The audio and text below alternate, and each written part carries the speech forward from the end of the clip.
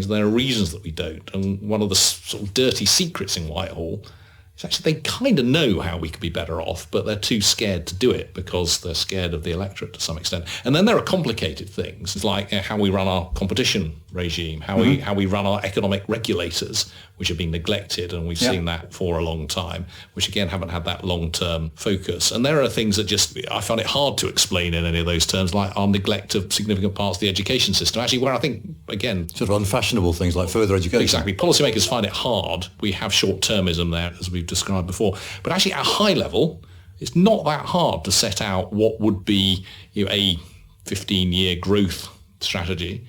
It's much harder then to get the specifics of what that would look like. And then what we find it almost impossible to do is A, legislate for it, and then B, stick to it. I think it's really interesting listening to you. My background, as you know, is in the sort of democratic parliamentary space. And I'm just thinking as you talk how much of those factors that you describe comes down to our political system. It comes down to a constituency-based, first-past-the-post political system where you have two main political parties, and we tend to switch between political parties over a period of time. So you have quite a sort of incentive to have policy shifts between the two main parties. You also have this really strong constituency voice from backbenchers who say you mustn't build that thing in my backyard. I won't get re-elected if you pursue that planning reform and so on, and green belt and all these sorts of contentious issues.